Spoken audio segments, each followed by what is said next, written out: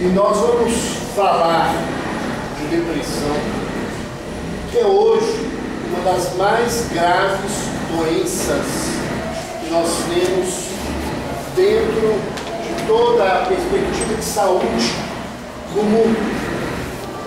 No instante atual, a depressão é a terceira maior causa de ausência do trabalho no mundo. E em 2020 ela será a segunda maior causa de afastamento de serviço no mundo, só perdendo para as doenças cardiovasculares. E a Organização Mundial de Saúde levanta uma previsão de que ela seja, em 2025, a terceira maior causa de morbidade e mortalidade no mundo. Perdendo simplesmente para as doenças cardiovasculares e oncológicas, que tem como uma das principais causas os sintomas depressivos.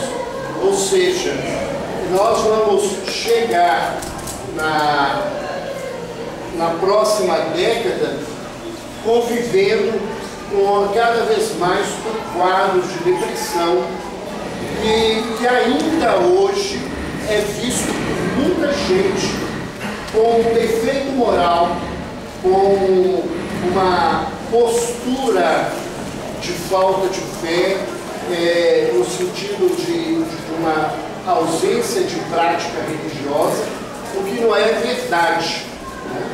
Porque, infelizmente, a nossa sociedade, se ela olha para uma pessoa e ela fisicamente ela não apresenta sinais de doença, a gente tem o hábito de achar que as pessoas estão fingindo que estão doentes, que elas estão inventando alguma coisa.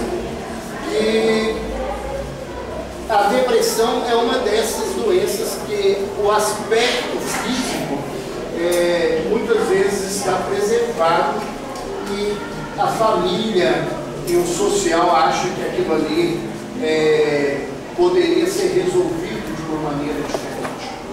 E essa postura social aumenta a culpa dos pacientes portadores de depressão e só agrava o processo. E quando a gente fala isso, o movimento espírita ele não é diferente dos outros movimentos religiosos. E vez por outra nós vemos as pessoas chegarem no consultório, no hospital, gravemente enfermas, cheias de culpa porque escutam dentro da casa espírita, escutam dentro do movimento espírita, que se ela estivesse trabalhando na casa espírita, ela não ficava deprimida, que é falta de enxada para trabalhar, é falta de vassoura para varrer, é falta de serviço, se você se ocupar, se você quiser, você melhora. E eu sempre conto uma história real. Há muitos anos atrás, eu recebi no hospital um paciente de uma cidade próxima a Belo Horizonte, e esse paciente ele foi encontrado num hotel, já numa situação bem grave. Ele saiu de casa, pegou a estrada e entrou num hotel, pediu um quarto. A funcionária depois explicou que isso era comum motoristas viajando às vezes usarem o hotel como hotel, e ela liberou o quarto, mas foram passando as horas do dia, ele não pediu nada, ele não pediu que chamasse, ele não deu nenhum sinal. Ela passou a chamar no quarto, ele não atendia. Ela pediu auxílio da polícia e quando arrombaram, encontraram um vidro de medicamento, ele tinha tentado suicídio, estava numa fase muito complicada. E ele internou. A situação muito difícil e a esposa foi ficar com ele. Ora, muito dedicada, ela o tempo todo dizia para ele isso. Isso é porque você não quer melhorar, se você quiser ser mundo, e foi aquela coisa. E durante os 4, 5 anos eu tratei dele, que ele enfrentou durante muito tempo essa cobrança da mulher. Depois ele se recuperou da derrocada profissional, melhorou o processo de depressão. E uns 3 ou 4 anos depois, eu saio na minha sala para chamar um paciente pela primeira vez, e quando eu chamo, ela é a esposa dele. E ela entrou dentro do consultório para fazer as queixas, e entre as coisas, chorando, ela dizia: a minha maior dor é ter falado tantas vezes para ele que ele não melhorava porque ele não queria. Porque hoje, eu deprimida, vejo que a gente não melhora, porque a gente não dá.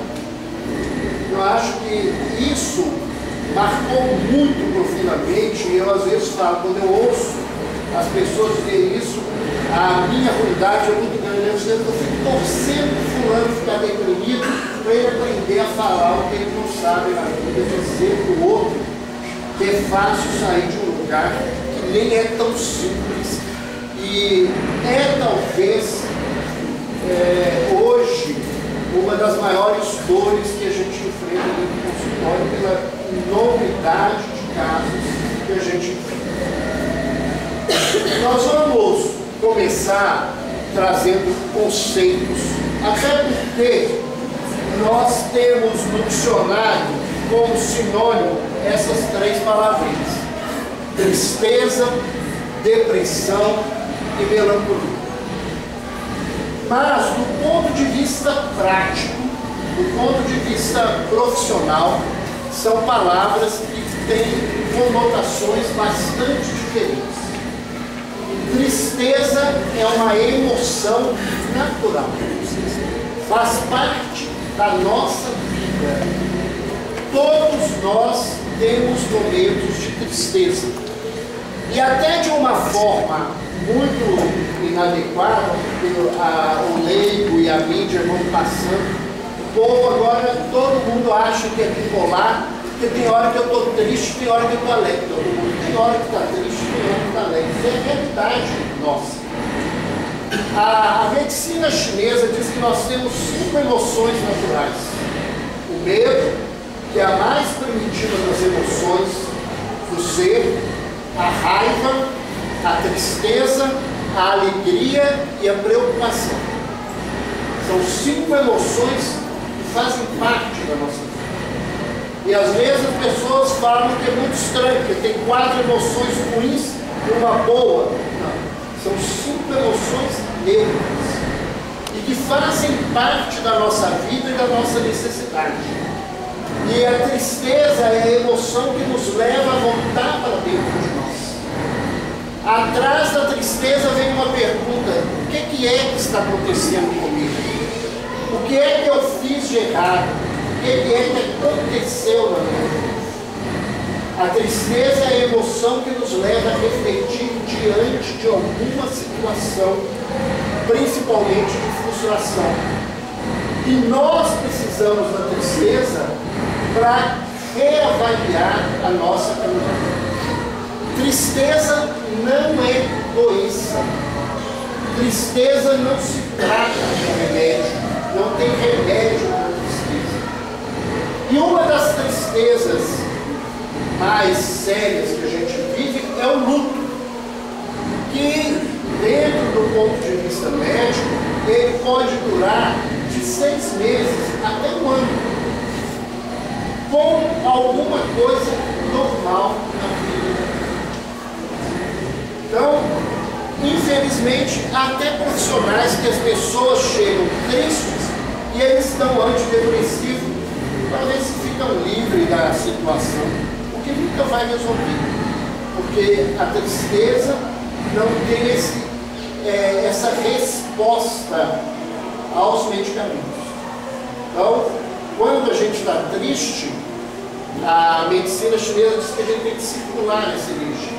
A gente tem que trabalhar essa energia dentro da nossa vida. Entender o que nos levou a essa tristeza, resolver essa questão na nossa caminhada.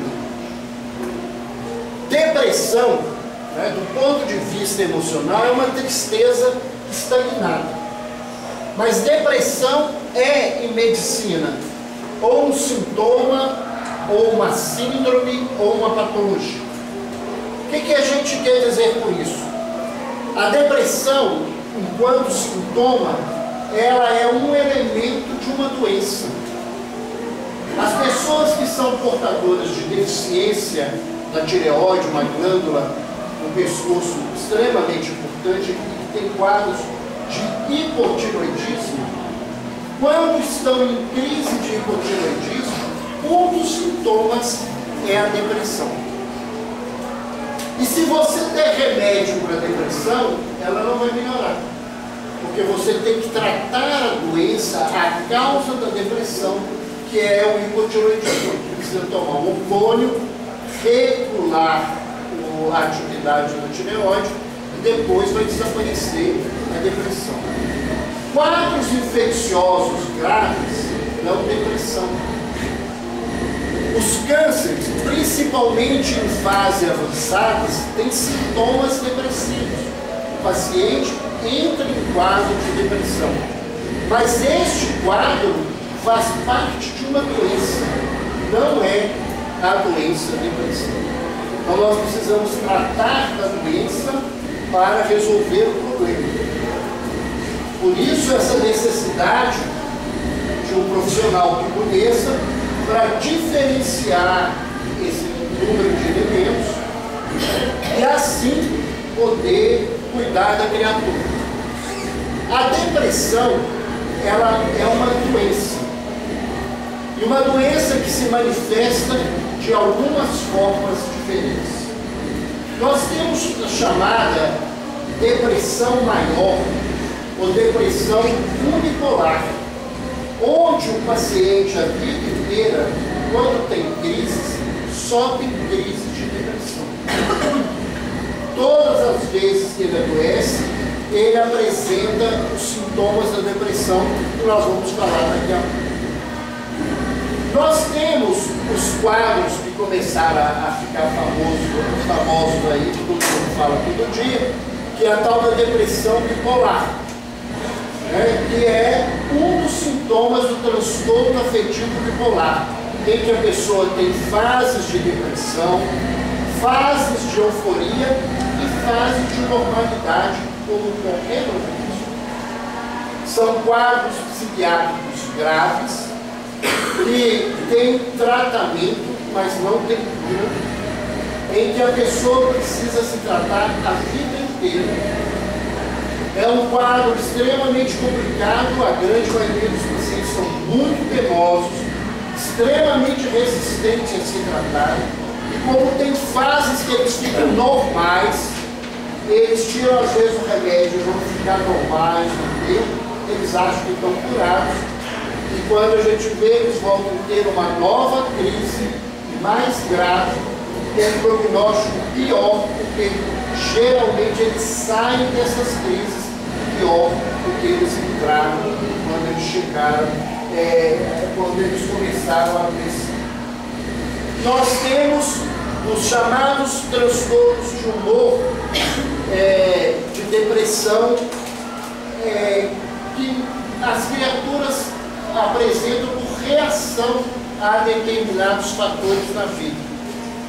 Nós temos um transtorno misto de ansiedade e depressão, que é o quadro mais comum que a gente trabalha com ele todos os dias, e são pessoas que não têm a gravidade dos outros transtornos de humor, mas que, diante da problemática da vida, da sua realidade, entram em quadros de depressão e ansiedade, precisam de acompanhamento médico, às vezes durante um período, e até melhorarem e poderem continuar a vida normalmente.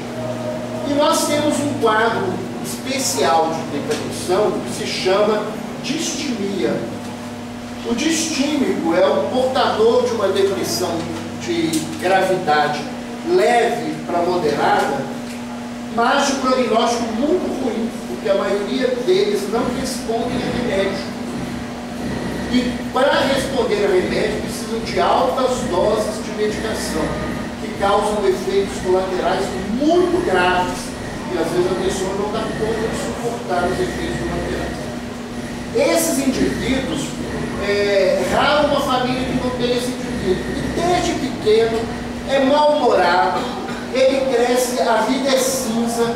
A gente fala que ele é a hiena da propaganda lá do filminho, quem é mais velho, da hiena e do leão. Ó vida, ó céu, tudo é uma desgraça, tudo é ruim. Ele vê na loteria, ele vê coisa ruim. Ele cai no buraco, é Deus que não gosta dele. Tudo na vida é ruim. É aquele indivíduo chato que a família tem que suportar. Ele não gosta de festa, ele não gosta de nada, ele não gosta de receber ninguém. Você olha para a cara dele, parece que ele tomou boldo toda hora. E esse indivíduo, né, eu falo que ele não melhora com remédio, porque ele é daquela turma que eles botaram numa cápsula, enfiaram num espermatozoide e num óvulo e transformaram esse indivíduo num reencarnado que não queria vir para dentro. Então ele está aqui de mau humor com a vida, ele passa a vida inteira mal-humorado, né? E a gente enfrenta isso no dia a dia. E quem tem um distinto dentro de casa é um sofrimento, porque é uma pessoa que atrapalha o programa da vida constantemente, né? Esse é um quadro que a gente tem. E a gente lembra a melancolia, até porque o Evangelho segundo o Espiritismo tem um capítulo sobre melancolia. E a melancolia que o Evangelho nos fala é diferente dessa melancolia aqui. A melancolia lá está no lugar do banzo, que a gente, né, lembra que os escravos viviam com saudade da liberdade de voltar à terra deles. A melancolia que se fala no Evangelho segundo o Espiritismo é quando o espírito preso ao corpo sente o desejo de se libertar, de ir para o mundo espiritual, não no sentido de suicídio, mas no sentido de voltar a essa liberdade que ele gostaria de encontrar na vida. Aqui, não, melancolia aqui em psiquiatria é um quadro grave, gravíssimo, onde a pessoa apresenta sintomas de depressão, geralmente acompanhados por sintomas psicóticos, ou seja, de loucura.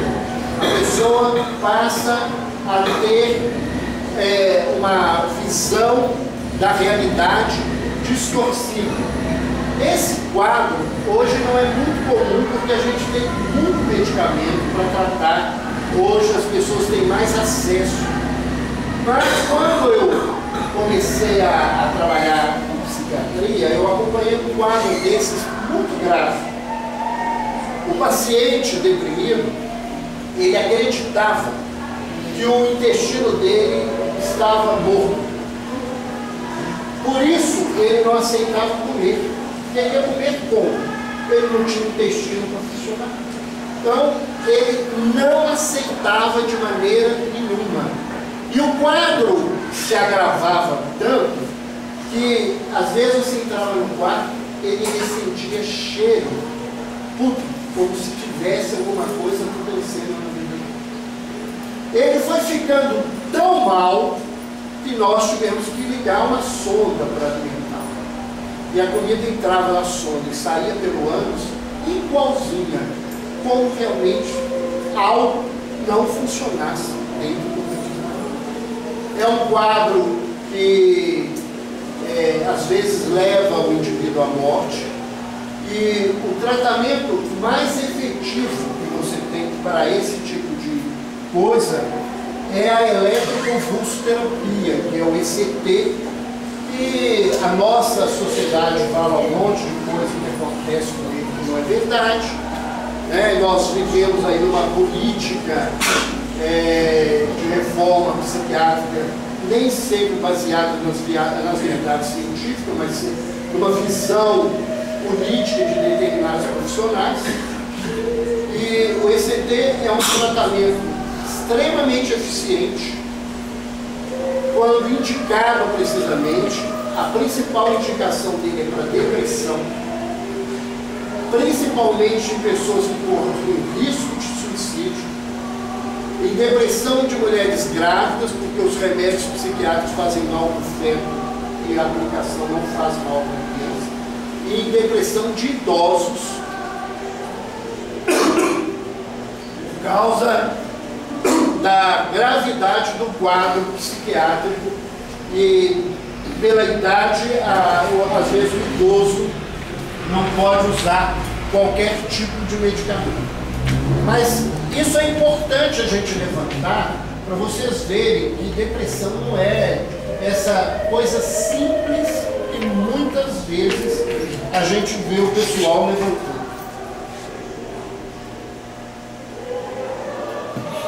Quando a gente avalia a depressão, a gente tem 3 grupos de alterações importantes: os sintomas psíquicos, os sintomas fisiológicos e as alterações de comportamento.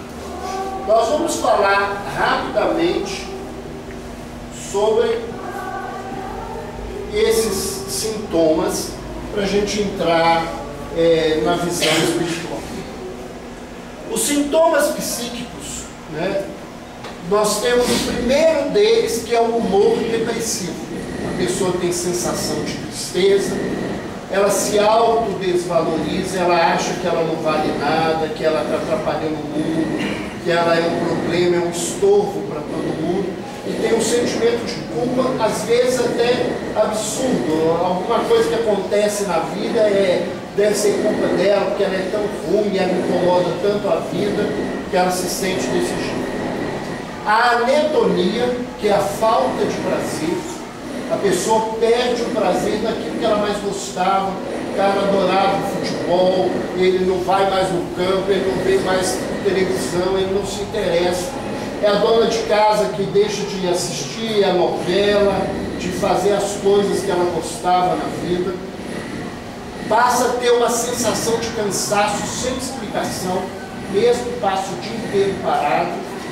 E tem uma redução da capacidade de pensar, de concentrar e de tomar decisões.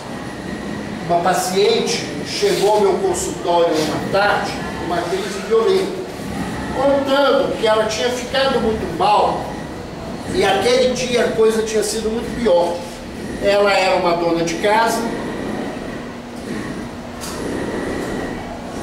ela cuidava das coisas, e a vida inteira ela fez as tarefas dela normalmente. E ela estava tão mal naquele dia que ela acordou às 7h30 da manhã. E o que ela precisava basicamente fazer era o almoço, para que a hora que os filhos e o marido chegassem 12h30, eles pudessem almoçar. E das 7h30 até 15 para meio-dia, ela abriu a geladeira várias vezes e não conseguiu escolher o que ela ia fazer de almoço. Vocês imaginarem o ponto que a pessoa chega. E eu às vezes ouvia isso e achava que era muito exagerado a queixa do meu paciente. Mas chegava aquele ponto. E aproximadamente 6 anos atrás, foi descoberto, eu não tive nenhuma doença, mas foi descoberto que eu estava com câncer de tireoide e eu tive que retirar a glândula. E para fazer a iodoterapia eu tive que ficar sem medicamento. E quando chegou a época, que era mais ou menos um mês, 40 dias que eu fiquei sem um hormônio tiroidiano, um dia dentro do hospital, numa reunião de discussão de caso, o psicólogo trabalhava comigo e disse: doutor Neto, deixa o senhor resolver as coisas depois, eu falava as coisas, o senhor parece que o senhor nunca ouviu falar as coisas, e falava comigo assim: cara, você não tem gastando tempo para raciocinar uma coisa que era mais simples possível, porque o raciocínio não funcionava. Aí eu fui pensar e ver, né, tive de experiência própria, a realidade que essas pessoas convivem dentro dessa situação. Deixa eu te fazer uma pergunta. Quem tem que tomar remédio pro resto da vida, que põe de tireoide, como o senhor teve, a pessoa tem tendência a ser mais depressiva? Não. A ser mais melancólica, reclamar mais? Não. necessariamente nesse sentido. Ela afeta, né? A pessoa tem que tomar remédio pro resto da vida. Mas a pessoa estando estável é como qualquer pessoa normal. Quais são os sintomas fisiológicos? Alterações do sono, geralmente eles têm insônia, mas pode ter hipersonia, podem dormir muito. Alterações do apetite, aí a mulherada fica feliz, queria sarar da depressão e ficar com hiporesia, né? Perdeu o apetite, e ainda reclama que para melhorar a gente dá remédio que abre o apetite engorda. E aí ela fala assim, você escolhe, fica deprimida, magra, ou tem depressão, costurando a boca, né? Porque tem que costurar a boca. Mas tem alterações do apetite, às vezes, de comer muito, principalmente nos transtornos mistos de ansiedade e depressão, às vezes o indivíduo come demais. E a redução do interesse sexual, né?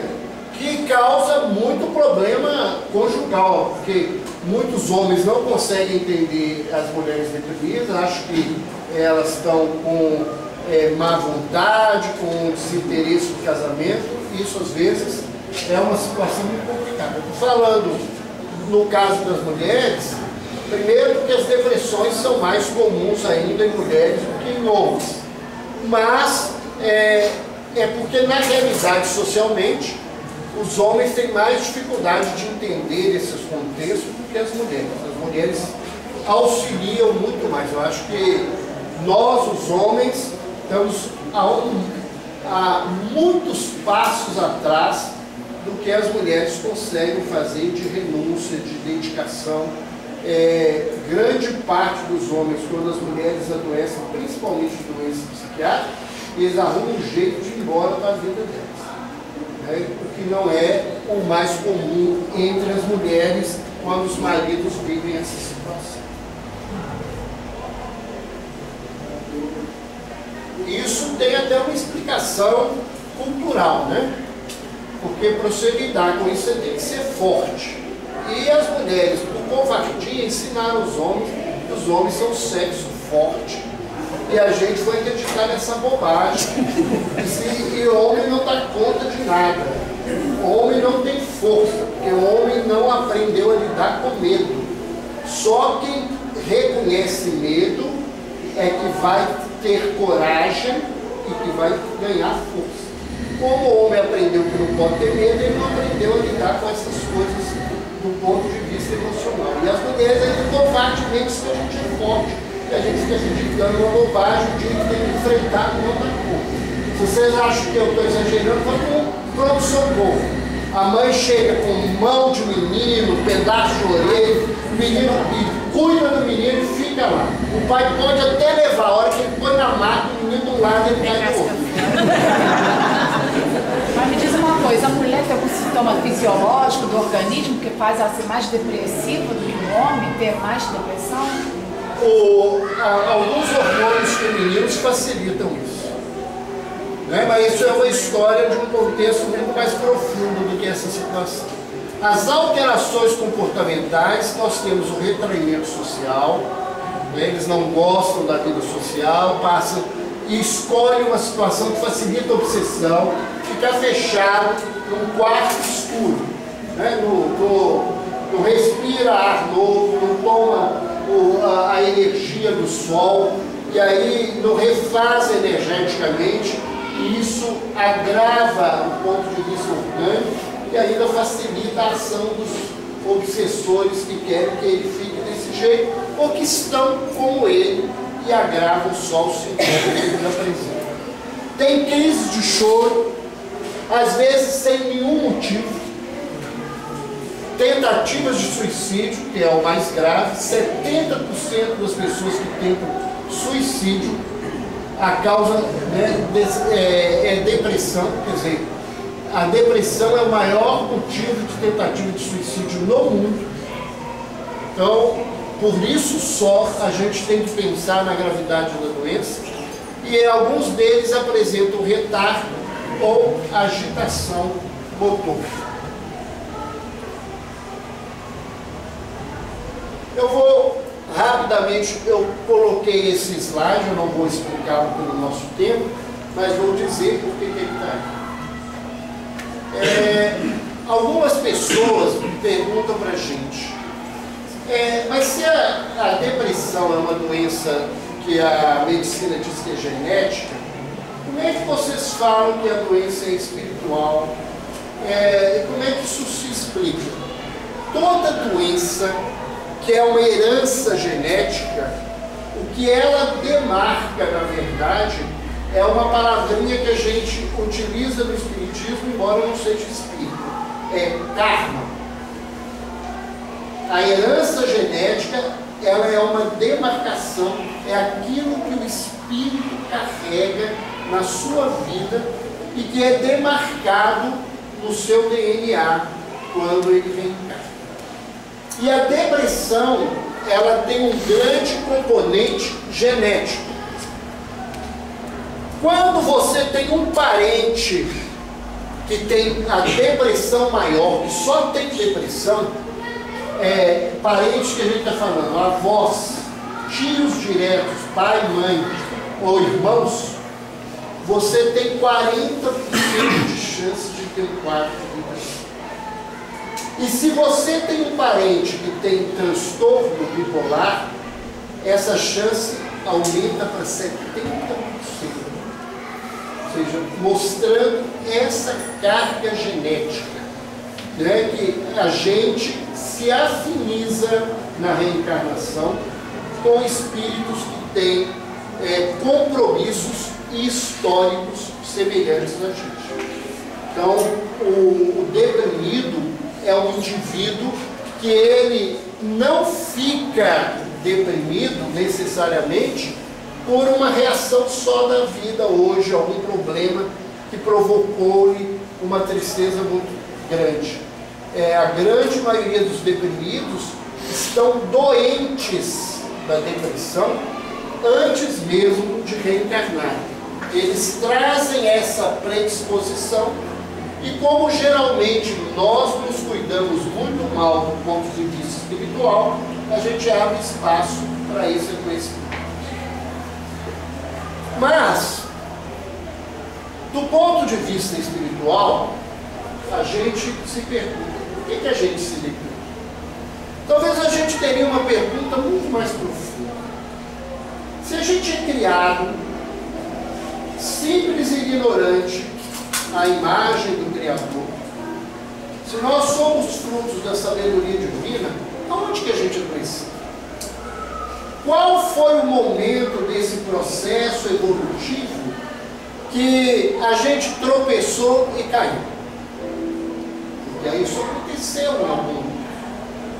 Nós todos estamos aqui, segundo a linguagem do Velho Testamento, né, ainda no capítulo 1, fazendo, né, como o filho de Noé, né, com uma marca na cabeça, por ter feito, né, trazemos em nós uma marca espiritual que nos traz a reencarnar para nos transformarmos e conseguirmos uma nova forma de caminhar, e essa forma de caminhar nos leve para a felicidade. Emmanuel diz que todos nós estamos nas enfermarias da terra à busca de algo. Somos todos doentes. E aonde foi esse adoecimento? O que leva a criatura humana a adoecer? Então nós vamos trazer aqui alguns esquemas, rapidamente, que não são fruto só do trabalho da gente, mas é resultado de um trabalho dos orientadores espirituais de um grupo que nós participamos, que é o grupo de estudos de Espiritismo e Psiquiatria, que é um grupo que começou no Hospital Espírita André Luiz. Ele tem 33 anos de existência e é o grupo que criou a Associação Médico Espírita de Minas Gerais. E esse grupo trabalha com pacientes desafios, ele atende gratuitamente pacientes desafios, atendendo do ponto de vista médico, psicológico e espiritual esses pacientes. E, então, o que leva a criatura a adoecer na juventude?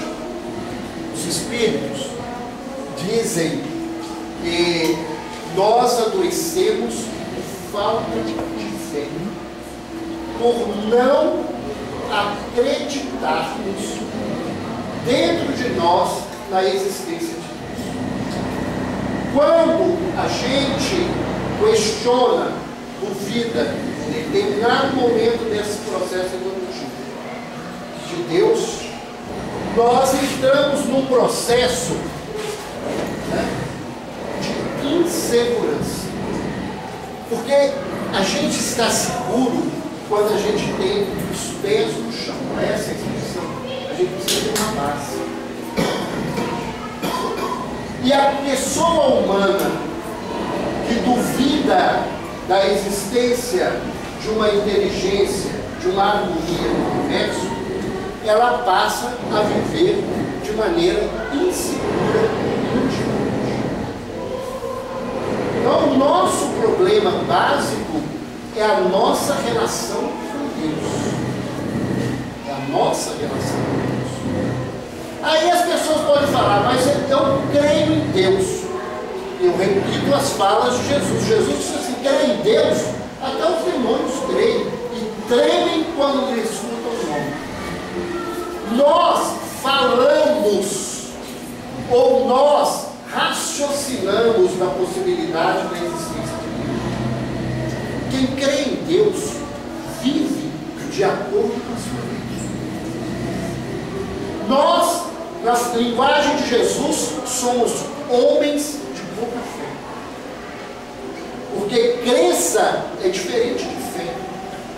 A maioria dos religiosos são cheios de crença. Nós temos um monte de conceitos racionais. A hora que a dor, a hora que o testemunho vem, a gente cai. E a grande maioria questiona verdadeiramente por que Deus deixou acontecer isso? Será que Deus existe? Porque se Ele existe, eu fiz tanta coisa boa e Ele me deixou cair nesse lugar? É essa a questão básica. A gente vem à casa espírita, ouve, acha bonito, a gente lê, reflete até na hora, mas na luta, no rame-rame da vida, a gente faz uma coisa extremamente complicada. Né? Há um espírito, poeta, que orienta a atividade no hospital, que ele fala nos versos dele que, olhando o movimento espírita e vendo os homens de bem, entre aspas, eu me pergunto, por que não vão mais além? Em determinado momento do poema, ele diz, eles sacrificam o corpo e até sacrificam a família, mas na hora do testemunho se exasperam e humilham.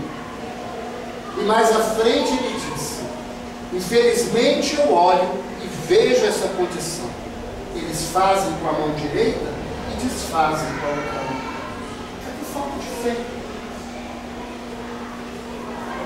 Porque a gente, na verdade, é muito racional e muito pouco emocional no sentido verdadeiro e puro dessa situação. Aí a gente entra num processo de insegurança. E quando a gente está inseguro, me lembra a figurinha que eu brincava muito no jardim, pequenininho, no jardim da minha casa. Que eu chegava perto dos tatuzinhos e eles se fechavam na bolinha. Quando a gente está inseguro, a gente tem que buscar a gente. E a insegurança do espírito, ela se transforma em egoísmo. Porque eu não tenho Deus. O único referencial que eu passo a ter sou eu.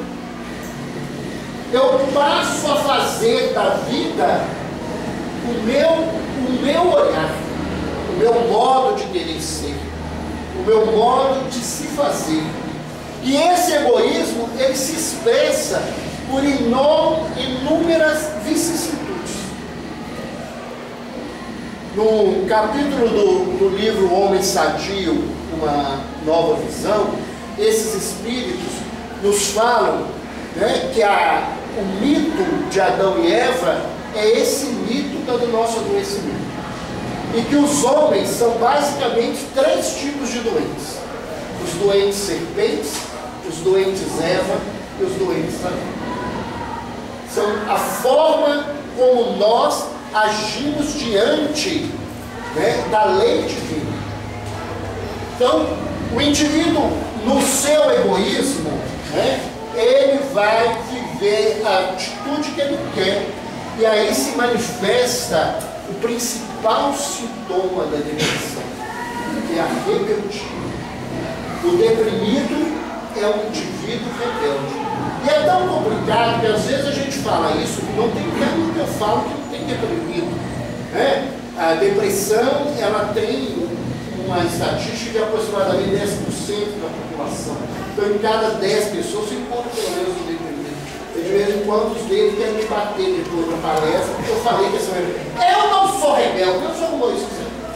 Já me nome fechado, tranquilo, né? E o Espírito Carlos diz que o deprimido é o indivíduo que olha para Deus e fala assim: o Senhor não me deu a vida que eu quero, eu não quero a vida do Senhor. O deprimido é o indivíduo que não aceita os desafios que ele precisa para a sua transformação. Não aceita a proposta do seu processo encarnado. Então, ele, por mais que ele conheça, ele age nessa rebeldia. Embora ele saiba o que tem que fazer, ele não aceita, e aí ele passa a viver um processo de imensa culpa. Só que culpa, dizer que eu sou culpado, só tem sentido da primeira vez, porque depois ficar falando que eu sou culpado, isso não resolve nada na vida. É igual eu te amo da primeira vez, tem sentido, depois você tem até que duvidar se ele ama mesmo. Ele repete tanto eu te amo, você tem que questionar se esse eu te amo tem algum valor na vida. Então, o fato é que a culpa do doente, ela se transforma em remorso.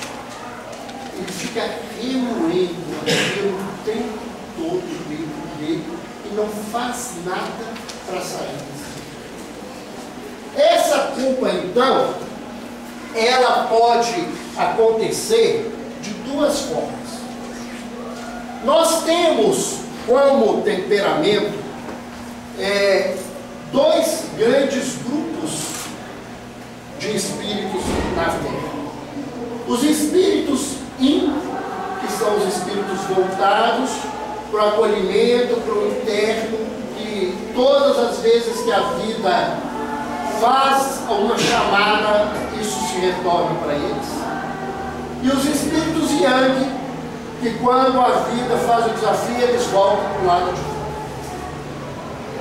fora. A turma do yin, na culpa, eles manifestam medo e tristeza. Eles passam a manifestar essa insegurança numa desvalia deles mesmos, se fechando dentro deles. A turma do outro lado, né, quando a culpa vem, eles fazem o que o doente Adão fez. O que o doente Adão fez? A hora que Jeová apareceu lá na história, né, que chama a atenção, ele vira e ele corre: Senhor, eu não fiz nada, foi a mulher que me deu o fruto para comer. Ou seja, eu sou um pouco coitado, ela abriu minha boca, botou lá, engoliu, botou uma coisa, fez o que é colocar para fora as coisas. Então tem uma turma que tudo que está errado sou eu é que sou infeliz, eu tenho que apanhar, eu tenho que sofrer. O outro, a culpa é o meu pai, a minha mãe, o meu marido, a minha mulher, o governo, Deus, os obsessores, o diabo, está tudo lá fora, eu não tenho responsabilidade. E esse time é grande, e os religiosos, nós em geral, adoramos esse lugar. Eu falei que quando Kardec, vão entender a ironia, por uma infelicidade, resolveu tirar o diabo da vida, ele teve que arrumar um obsessor, porque o homem não ia ter motivo para poder sobreviver. Porque o melhor amigo que o indivíduo tem é o diabo. Ele bate na mulher, foi o diabo que mandou bater. Ele rouba do patrão, foi o diabo que mandou roubar. Ele tropeça na cadeira que ele não olhou, é o diabo que fez ele tropeçar, porque ele não tem culpa de nada. Ele é uma marionete do diabo na vida. Aí tiraram o diabo, resolveram botar o obsessor por culpa de tudo. Então o obsessor que é culpado das coisas, você perder emprego porque você falta de serviço, de você sofrer no casamento, que você casou com alguém que você sabia que ia ser problema, e você achou que depois que casasse acabava o problema, né?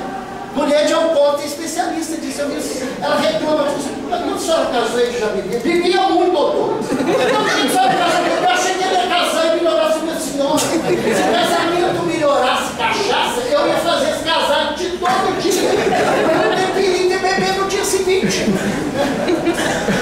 Então você faz uma coisa errada e o mundo é culpado. O mundo é culpado. Então, dentro dessa, a turma que vai remoendo, né, a doença, então, ela pode se manifestar. Do lado de lá, em depressão. É a turma do medo, da tristeza. Do lado de cá, em mania, em euforia, que é a turma da raiva. Mas essa é a doença. O nosso adoecimento é a falta de fé. E dentro dessa perspectiva, o que é que a gente fez? O que precisa acontecer com a criatura para ela crescer? Primeiro, a gente só adoece se a gente tiver aquelas 4 condições. Porque se não fosse assim, Deus não seria justo. Então a gente adoece quando adquire a razão, tem livre-arbítrio, porque se eu não puder escolher, eu não posso passar por uma prova que eu não tive escolha. Eu estou passando, eu vou sofrer por algo que eu não pude escolher. Eu posso sentir dor, e dor é diferente de sofrimento. O que é o grande problema da humanidade não é a dor. Porque tem gente que está passando por dor e dá conta de lidar com a vida. O sofrimento é a dor moral, é a dor que tem culpa atrás, é a dor que se sente que algo ele fez para se responsabilizar por isso. Eu preciso ter conhecimento e eu preciso exercitar a minha vontade. Porque é a partir dessa condição que eu desrespeito a lei. E isso não é uma fala minha. O apóstolo Paulo já nos afirmava com clareza isso. Aquele que não conhece a lei, o que faz é lei. Mas aquele que a conhece e a derroga, será punido pela própria lei. Então, a gente só passa pelo campo da expiação quando a gente sabe o que deveria fazer e não fez aquilo que sabe. Então a provação é uma outra coisa, mas a expiação, na qual a grande maioria de nós estamos premidos na terra, essa expiação, ela é fruto do nosso desrespeito à lei que sabemos que deveríamos cumprir. Ah, mas eu não conheço a lei. Você pode dizer isso, os espíritos não consideram isso. Kardec pergunta aos espíritos, aonde está inscrita a lei de Deus? E os espíritos respondem, na consciência. Todos nós sabemos quando fazemos de errado. E se você pega o mito, a serpente vai lá e cutuca por trás. Ela não vai caçar confusão, ela não foi lá brigar. Ela é pior do que os outros dois, porque ela coloca gente para brigar com Deus em vez dela ter que brigar. Ela resolve o problema dela de outra forma. Eles foram comer o fruto que eles sabiam que não podiam, que era o fruto do conhecimento do bem e do mal. E quando ouvem a voz do Senhor, se escondem e descobrem que estão nisso. Ou seja, eles sabiam que estavam juntos. Então nós fazemos as nossas coisas erradas, até hoje, escondidas. A gente acha que se é de 4 paredes e ninguém viu, eu posso fazer o que eu quiser. Né? É isso que a gente convive constantemente. Às vezes, a pessoa socialmente tem uma aparência, né? E dentro de casa é uma coisa totalmente diferente. Há muitos anos atrás, eu coordenava um grupo de trabalhadores com evangelização e tinha uma turma que trabalhava com os filhos dos assistidos e a outra turma trabalhava com filhos de espíritas. E uma delas um dia chegou para mim e disse: eu não quero trabalhar mais com filhos espíritas, não, é muito difícil. E eu sempre ouvi muito dizer: mas é difícil mesmo, porque eles estudam em casa, ouvem as musiquinhas, as histórias, atrapalham. Não quero isso não. Não é por isso não. Outro dia tinha um dos meninos, que era filho de um dos dirigentes da casa, dando trabalho, e ela chamou a atenção, e ele pegou, ela virou para ele, e até foi uma forma infinita. Ela falou assim: mas você fazendo isso, filho de fulano de tal? Ele virou e falou assim: e o que tem que a senhora está achando que filho de fulano de tal? Meu pai é bonzinho aqui no centro, só vai lá em casa para sua ver. A minha mãe e meu irmão. Ela disse que não tinha onde colocar cara na hora, porque uns 2 ou 3 concordaram e entregaram o pai e a mãe junto. Então, é esse lugar que a gente faz escondido.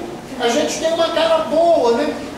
Os meus pacientes falam assim: doutor Roberto, o senhor é o rei da paciência. O meu filho mais novo: ô pai, manda eles passar meia hora aqui dentro de casa, mas é onde da paciência do seu filho. É essa coisa que a gente socialmente às vezes consegue fazer e que no dia a dia da vida a gente tem um desafio para caminhar. E a gente, quando desrespeita a lei, a gente se afasta do amor de Deus. Não é Deus que se afasta de nós, não. E o amor de Deus, o amor divino, é o sustentáculo da vida, é o alimento das almas. Então, não é de maneira nenhuma Deus que deixa de me amar. Sou eu que me nego a receber o amor de Deus.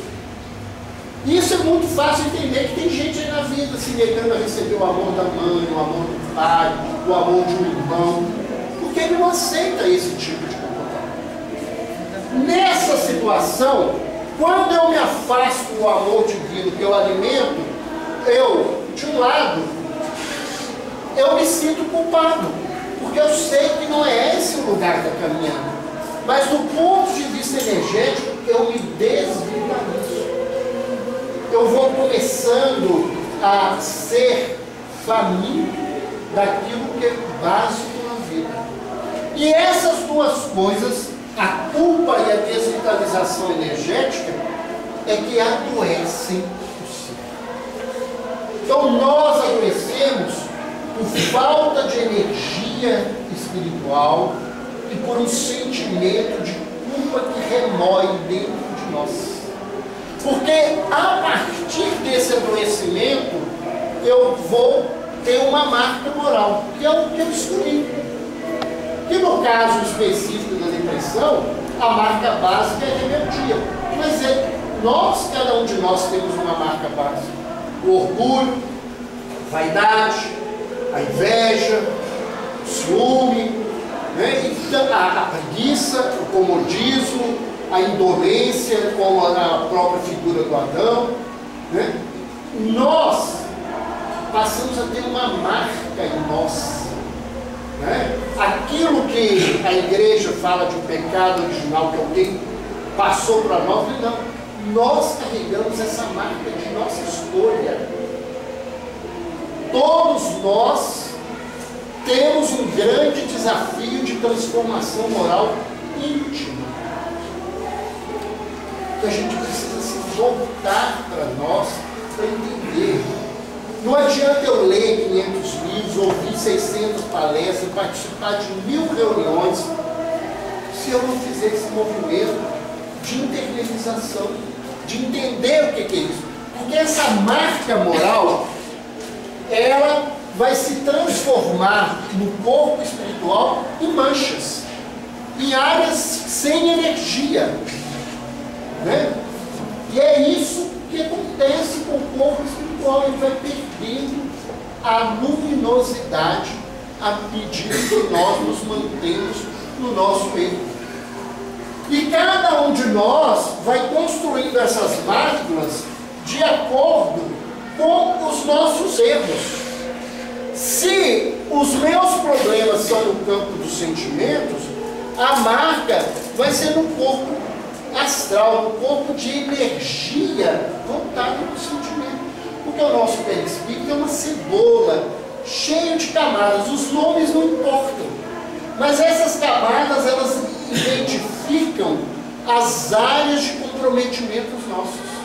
E as pessoas que se comprometeram pela inteligência, que usam a inteligência para o mal, que usam a inteligência para se prejudicar, para prejudicar os outros, como é o caso da serpente, né, no símbolo lá, que usa a inteligência dela, a sabedoria dela, para envolver a Eva no orgulho e na vaidade, que ela sabe por que ele não deixou você comer a fruta? Porque ele sabe que quando você comer, você vai ser igual a ele. Porque talvez essa seja a mais grave das nossas buscas. Todos nós gostaríamos de ser como Deus.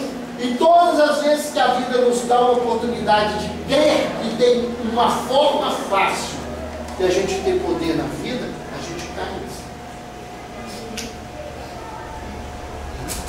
Por isso que tanta gente quer milagre.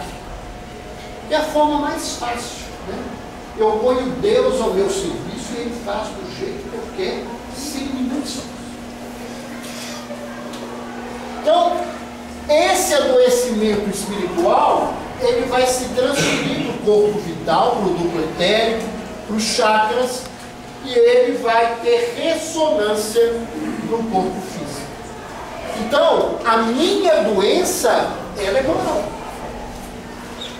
Mas ela vai acontecer como drenagem e como reparação no corpo físico.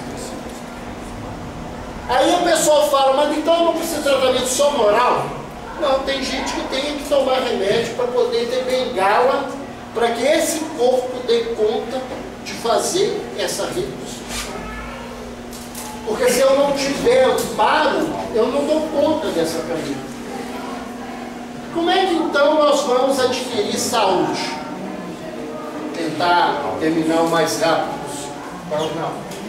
Primeira coisa que eu preciso é ter consciência que eu sou doente. Muita gente fala assim, eu tenho consciência. Né?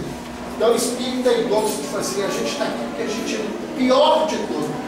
Isso não é consciência não. Pior que atrás disso está vaidade, porque a gente quer que alguém fale, nada, isso não é pior, não é de boa. A gente está atrás de elogio quando a gente se ofende. Está lá o Eclesiastes falando, é vaidade, vaidade, é a grande móvel de todos nós. A gente precisa ter consciência da doença. Quando a gente tem consciência da doença, a gente pode fazer duas coisas com essa consciência. Uma é querer negar. A outra é constatar que isso é realidade na vida. Mas esse negar aqui, não é aquele negar de dizer que eu não sou doente, não. Esse negar já está no lugar que eu não nego mais a existência da doença. Eu nego a busca de transformação. Porque o que eu quero é alívio de sintomas. Eu não quero ser bom, eu quero ficar livre da tentação. Eu não quero ser humilde. Se problema de depressão e rebeldia, eu não quero humildade, eu quero ficar livre da tentação. Eu quero ficar livre de filho que dá trabalho, de marido chato, de mulher implicante. Eu quero ficar livre de patrão, disso. É esse o lugar. Por isso que o povo adora médico, né? que a gente quer uma receitinha pronta da solução. Porque se não der certo, eu não sou culpa, foi o médico que me receitou, ele que não soube receitar para mim. Então, a gente quer alívio. E a grande maioria das pessoas fazem isso. Né? No capítulo 76 do livro Fonte Viva, tem um capítulo lindo chamado Estás Doente, e que Emmanuel diz que a grande maioria das pessoas, quando melhoram, abandonam as orientações médicas e dos conselheiros espirituais. O pessoal melhora na casa espírita, vai embora. A pessoa melhorou no consultório, não volta. Eu só quero ficar livre da minha vida. Eu não quero entender esse processo de constatação. Porque quem quer se cuidar vai buscar autoconhecimento. E olha, gente, buscar autoconhecimento é profundamente doloroso. Porque quando a gente começa a olhar para a gente vai ver que a maioria das coisas que a gente faz é por egoísmo, é por vaidade, é por orgulho. Há poucos dias eu conversava com alguém e disse assim, porque lá na Europa o pessoal, eles são mais evoluídos, eles nem incomodam os vizinhos, aquela coisa. Eu falei assim, gente, aquilo ali não tem nada de boa evolução não. Aquilo chama egoísmo. Ele não amola o vizinho para o vizinho não amolar. Não é por bondade, por uma coisa, não. É por egoísmo, para não se incomodar. A grande maioria de nós fazemos um monte de coisa do ponto de vista religioso por vaidade. Os outros acham que a gente é bom, né? O companheiro nosso de doutrina, o doutor Décio Bianchi, disse que ninguém vem aqui na frente se não tiver um pouquinho de vaidade. E a gente é movido pela vaidade. Né? Por isso que não é bom ficar batendo palma, levantando para a pessoa que está fazendo coisa, porque a gente está estimulando esse lado vaidoso das pessoas. A gente pode dizer que está bom, pode dizer que foi ótimo, mas quando a gente faz esse processo, a gente está estimulando um lado das criaturas que são diferentes. Você descobrir que você achava que você era boa mãe, você é uma boa galinha de botar filho debaixo da asa. Mas o que você faz não tem nada de bondade, não. Os filhos não crescem, não melhoram, não se aprimoram, você passa por cima dos defeitos dele e não ajuda ele a crescer. Um monte de homem que acha que é bom pai, ele é bom pagador de conta. Porque ele está longe da vida, de saber a vida de um filho, de estar do lado, de ser presença. Quando você vai fazer autoconhecimento, isso é doloroso. Porque a gente vai ter que rever, porque durante séculos nós fomos fingindo que a gente tinha um. E a gente gosta muito de fazer aparência. Né? E a hora que mexe com a superfície do lado que parece que está ótimo, some a podridão toda que a gente está vivendo. Nesse processo de autoconhecimento, eu vou reconhecer a mim primeiro, e quando eu começo a reconhecer a mim, eu vou passar a ter consciência do outro. Porque na nossa vida, a gente se mistura muito com as pessoas. A gente casa e acha que o companheiro tem que gostar do que eu gosto, fazer o que eu gosto, estar onde que eu gosto. Por que isso? Por que essa situação? Filho que não consegue se desgrudar de pai e mãe, passa a vida inteira nesse lugar. Quando eu vou fazendo esse movimento, que eu descubro que eu existo e que existem outras pessoas, eu vou descobrir uma coisa muito interessante. Eles e eu não construímos o mundo, eu não fiz um monte de coisa, eu não consigo descobrir a causa de muitas coisas. Aí eu vou começar a ter a realidade do Criador, que é a crença, que é racional. A maioria de nós acreditamos em Deus por isso, porque buscando racionalmente, nós não conseguimos explicar o universo. sem uma inteligência superior. Dentro ainda dessa perspectiva, né, à medida em que eu me reconheço, eu vou ter que exercitar humildade. A humildade vem de humus, o esterco. Então, o esterco, embora seja o resíduo podre do indivíduo, ele se transforma em alimento para a planta que nos dá a flor e o fruto. É reconhecer que, embora eu seja pequeno, que eu tenha defeitos, eu sou capaz de ajudar a mim e aos outros. Porque não é reconhecer que eu sou pouco e ficar nesse lugar de se acusar. É reconhecer a nossa pequenez e trabalhar para transformar essa pequenez em serviço para mim e para o outro. Quem se descobre humilde passa a um processo de arrependimento, sai de remorso para se arrepender. Que arrependimento é reconhecimento da culpa, é reparação da falta, né? É reconstrução de caminho. A culpa, ela só tem sentido quando ela vai transformar a minha vida. Ficar com ela do jeito que nós ficamos não ajuda. Nesse arrependimento, eu começo a descobrir que eu tenho um monte de potencialidades. Que eu sou capaz de fazer muitas coisas que eu não tinha noção que eu sou capaz de fazer. Quando eu me proponho a reconstruir a vida, eu descubro que eu tenho forças para fazer mais do que eu acreditava. E quando eu descubro que eu tenho potencialidades, eu começo a entender que existe um Deus que tem essas potencialidades infinitamente. E que na linguagem de Jesus ele é Pai. E aí eu vou viver não mais uma crença, mas uma fé. Porque se eu entender Deus como Pai, eu vou ter que entender que eu sou filho de Deus, que todas as criaturas são filhas de Deus, e eu vou respeitar esse Pai na minha vida. Então nós temos um processo todo de transformação. E aí o indivíduo vai, ao aceitar verdadeiramente Deus, viver a sua lei. Só somos verdadeiramente reconhecidos nesse lugar com a vivência da lei. E quando eu passo a viver a lei, eu passo a ter consciência que eu sou filho e herdeiro de Deus. A frasezinha do caminhão: não sou o dono do mundo, mas sou filho dele.